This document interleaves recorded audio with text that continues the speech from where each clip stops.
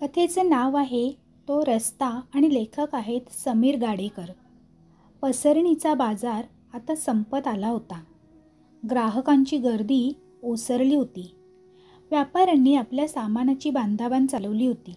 काही बाहेरगावाहून आलेले व्यापारी आपापल्या गाड्या घेऊन गावाकडची वाट धरून निघून गेले होते. गॅस बत्त्यांचा प्रकाश आता मंद करण्यात आला होता. काही वेळेपूर्वी लहान मुलांच्या, बायाबापड्यांच्या, विविध वस्तू विकणाऱ्या दुकानदारांच्या आवाजाने गजबजून गेलेल्या या बाजारावर आता शांततेचं एक सावट हळूहळू पाय पसरायला लागलं होतं. सकाळचे कोवळे ऊन ते मध्याह्नीचा तळपता सूर्य ते सायंकाळचे उतरते ऊन अनुभवत रात्रीच्या काळोखाकडे त्या बाजाराचा प्रवास आता सुरू झाला होता. काही मोजके व्यापारी आता बाजारात शिल्लक होते. सामान बांधून झाल्यानंतर तेही निघणार होते.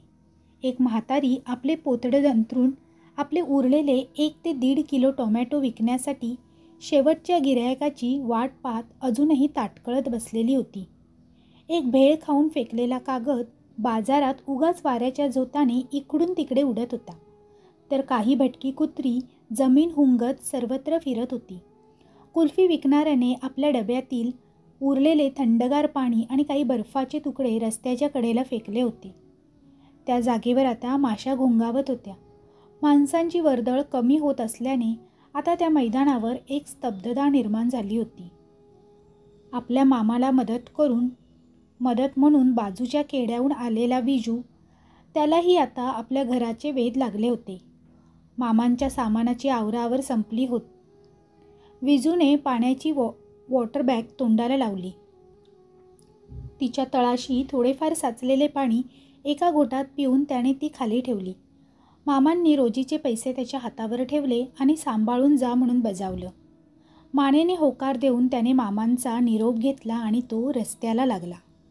काही महिन्यांपूर्वी विजूच्या वडिलांचा मृत्यू झाला होता.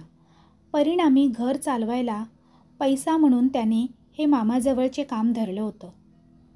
त्याच्या गावाकडे जाणारी वाट एका घनदाट जंगलातून जात होती. रस्त्याच्या दुतर्फा वाढलेल्या प्रचंड आकाराच्या वृक्षांनी तो रस्ता वेढला गेला होता. भयान काळोखात बुडालेल्या त्या जंगलातील रस्त्याच्या थोड्या अंतरापर्यंतचा भाग चंद्रप्रकाशामुळे दृष्टीपथात पडत होता. अन्यथा त्या भयानक आणि किर अंधारात तो संपूर्ण परिसर निद्रिस्त झाला होता. जंगली श्वापदांच्या आवाजाने काय तो शांततेचा भंग होत होता तेवढाच. वृक्षांचे प्रचंड आकार हे अकराळ विक्राळ रूप धारण केलेल्या राक्षसाप्रमाणे भासत होते. तर जमिनीवर हलणाऱ्या सावल्या त्या भयानकतेत आणखी भर घालत होत्या. विजू आता मुख्य रस्ता पार करून जंगलातून जाणाऱ्या रस्त्याजवळ पोहोचला होता. पैसे मिळाल्याने तो आनंदी होता. आज विक्रीही चांगली झाली होती.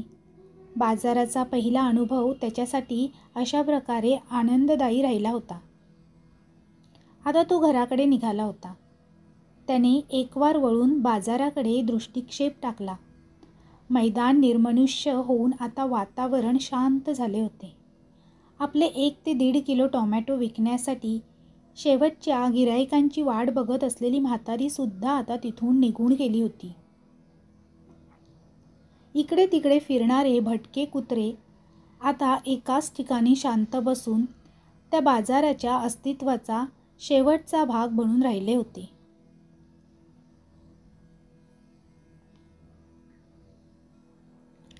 विजूने आता घरी जाण्याचीच म्हणजेच जंगलातून जाण्याची वाट धरली आणि आता त्याच्या खऱ्या प्रवासाला सुरुवात झाली होती.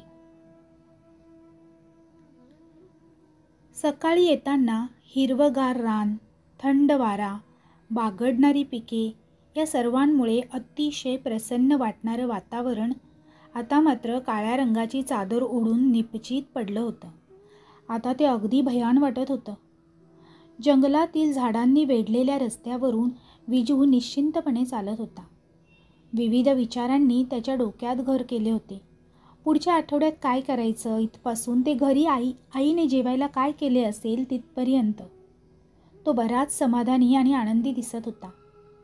आपल्याच तंद्रीत मग्न होऊन त्याची पावले रस्त्यावरून पुढे पुढे निघाली होती. फटक फटक फटक.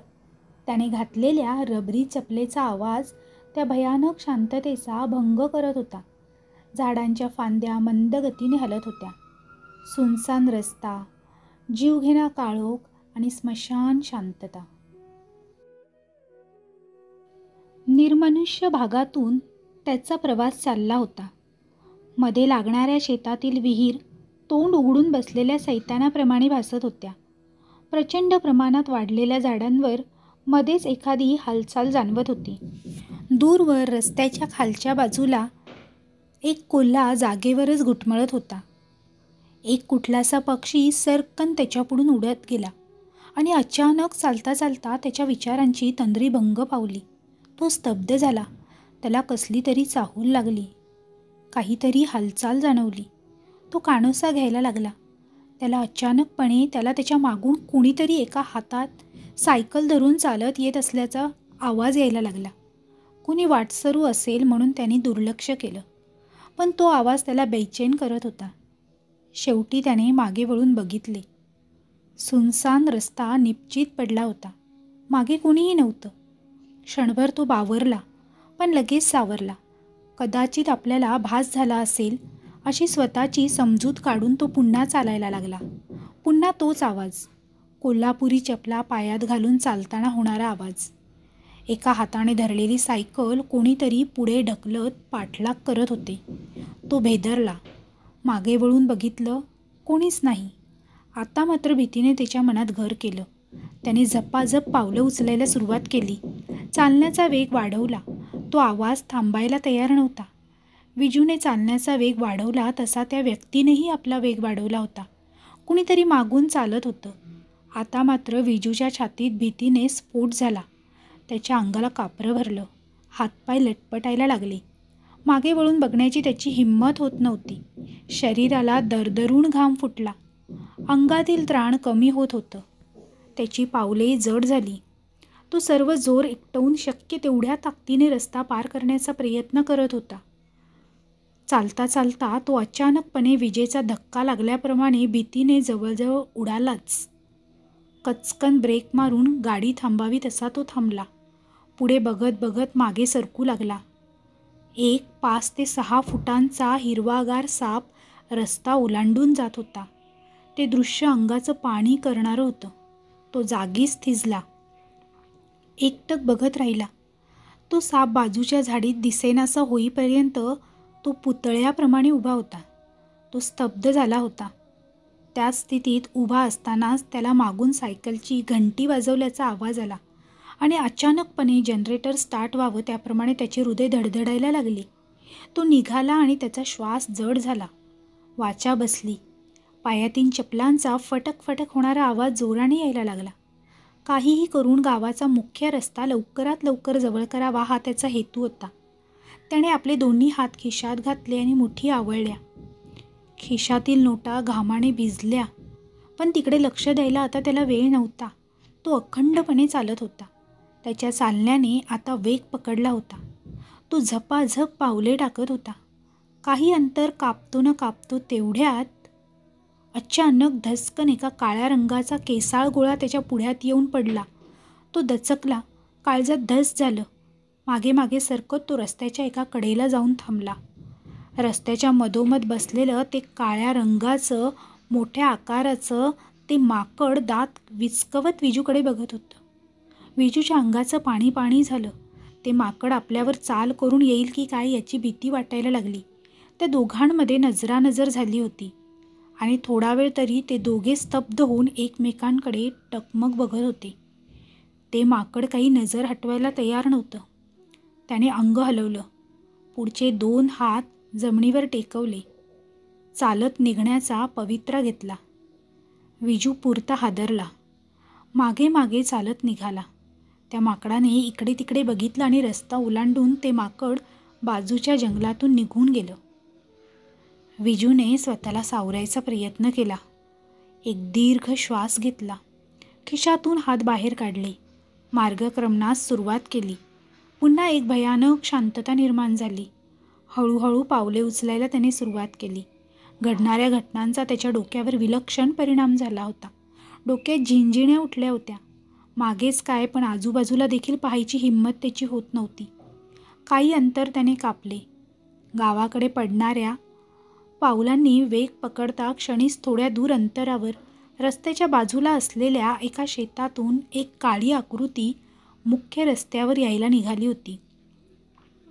बाजूच्या झाडांमुळे काही स्पष्ट दिसत नव्हते. प्रकाशही पुरेसा नव्हता. पुन्हा विजू जागीच खिळला. आता पुढे जाण्याचं धाडस त्याला होत नव्हतं. आज आपण घरी पोहोचणार की नाही हा प्रश्न त्याच्या मनात निर्माण झाला. ती आकृती रस्ता जवळ करत होती. तसा घुंगरांचा एक अस्पष्ट आवाज कानावर यायला लागला. आधीच भीतीने थबथबलेल्या विजयच्या डोक्यात पुन्हा एक धोक्याची घंटा वाजली. जागीच पुतळ्यासारखा उभा झालेला विजय सटकन मुख्य रस्त्याच्या बाजूला खाली उतरला. धुळीने पाय माखवत एका झाडाच्या बुद्यामागे तो लपला. तो बुंदा त्याने दोन्ही हातांनी घट्ट पकडून ठेवला. ओलेचिंब झालेल्या शरीरातून घामाचे थेंब खाली टपकत होते.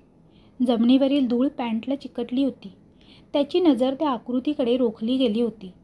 त्या आकृतीने आता मुख्य रस्ता पकडला. घुंगरांचा आवाज आता स्पष्ट येत होता. हळूहळू आकृती नजरेच्या टप्प्यात येऊन तिचा आकार स्पष्ट व्हायला लागला. भारदस्त चेहरा, हातभर वाढलेली दाढी, डोक्यावर पगडी, धोतर, बंडी घातलेला तो एक म्हातारा धनगर होता. त्याच्या हातात काठी होती. तिला 2 घुंगरू बांधले होते. काठी जमिनीवर टेकवत तो चालला होता.